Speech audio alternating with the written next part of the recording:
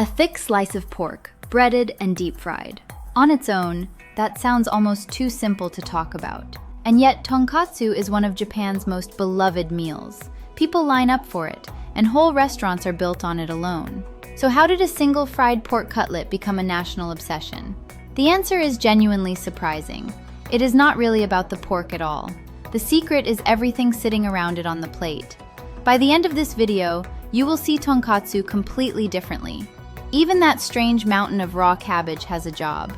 So let's decode it. No myths, no snobbery, just the real logic. First, the basics. Tonkatsu is a thick pork cutlet, coated in panko and deep-fried until deeply golden.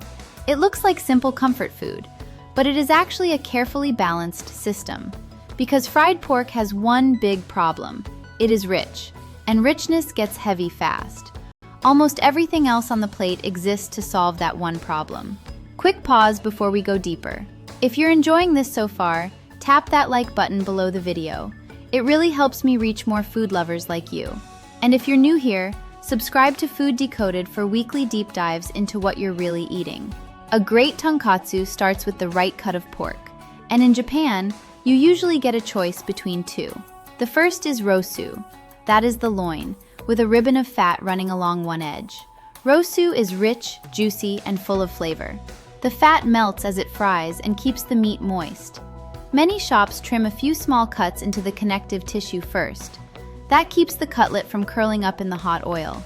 It is a tiny step most people never notice, but it is the difference between a flat, even cutlet and a curled, unevenly cooked one. The second cut is hire. That is the fillet, the leanest and most tender part of the pig. Hire is softer, milder, and almost free of fat. It is the lighter, more delicate choice. Older diners often prefer hire for exactly that reason. It feels lighter and sits more gently after a big meal. So before anything is even fried, you are already choosing your experience.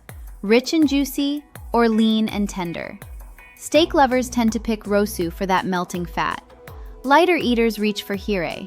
Neither one is wrong. The pork is cut thick, often more than an inch. That thickness is the whole point of tonkatsu. A thick cutlet means a crisp shell outside and a juicy, steaming core inside. A thin one would simply dry out. This is the opposite of a thin schnitzel. Tonkatsu is built entirely around keeping that juicy center. Press a good cutlet gently, and it should feel firm but springy. That tells you the inside is still moist. The meat is coated the classic way.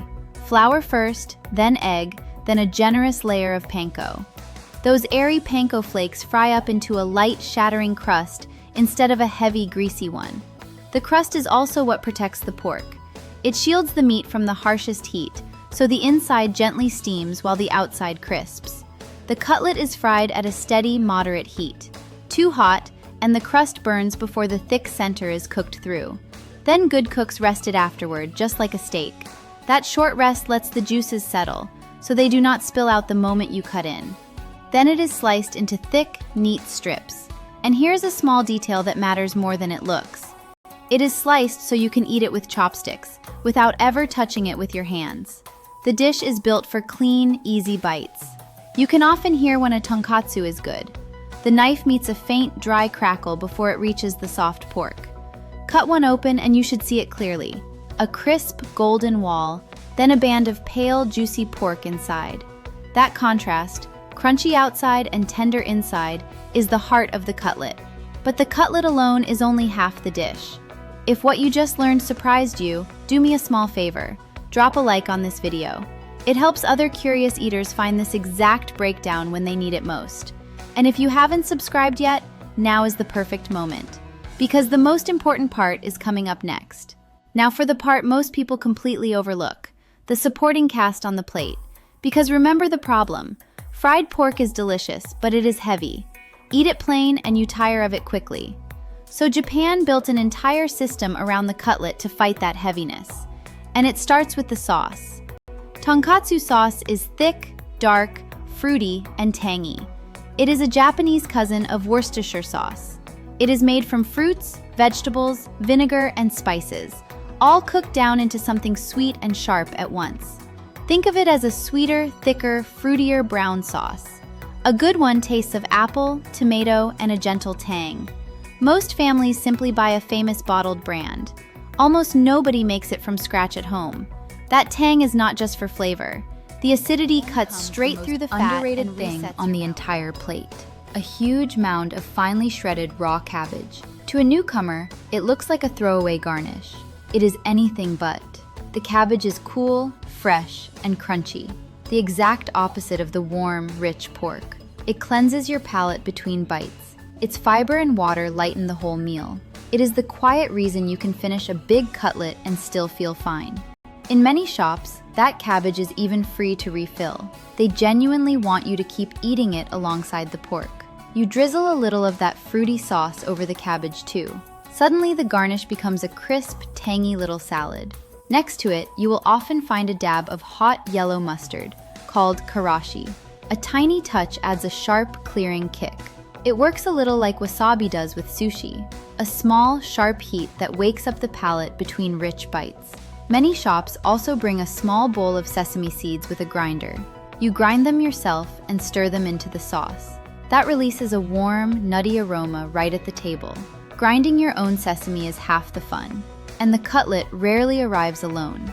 It comes as a set with steamed rice, miso soup, and pickles. That set has a name. It is called a teishoku, and it turns one fried cutlet into a complete, balanced meal. The rich pork, the clean rice, the warm soup, the cool cabbage. Each piece answers the one before it. It is the same idea behind any good restaurant meal. No single bite is ever allowed to overwhelm the next. And the cutlet stretches even further than the plate.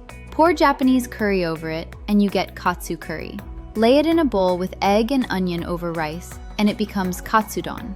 The same cutlet quietly anchors a whole family of meals. But here's what most people miss. The genius of tonkatsu is not the cutlet. It is the balance built around the cutlet. Every single item on that plate is fighting the richness of the pork. The tangy sauce cuts the fat. The cold cabbage resets your mouth. The mustard sharpens it, and the rice and soup ground it. Pull out any one of them, and the cutlet slowly starts to feel too rich. Together, they keep it light to the very end. Take the cutlet away, and you are left with a light, sensible meal. Add it back, and somehow nothing feels too heavy. That is the real Japanese instinct at work. Not just making something delicious, but keeping it in balance. Tonkatsu is not really fried pork. It is a system designed so you can enjoy fried pork right to the last bite. And once you understand that, you understand why people never get tired of it. So here's your takeaway. The cutlet is the star, but the cabbage and the sauce are the secret. Tonkatsu works because every part of the plate is balancing every other part. It is humble food with hidden engineering. A cutlet, yes, but a cutlet with a whole support team. So next time a plate arrives, do not ignore that pile of cabbage. It is quietly doing the most important job. Now I'm genuinely curious about your plate. Are you team Rosu, rich and fatty, or team higher, lean and tender? Tell me in the comments which cut you would order. If this video helped you understand this dish a little better, please leave a like. And if you haven't subscribed yet, join Food Decoded for more culinary clarity every week. If you want to go deeper, the video on the left breaks down tempura, Japan's other great fried icon, and why it is really a steaming technique. And on the right, you can decode miso, the soup that completes the tonkatsu set. See you in the next one!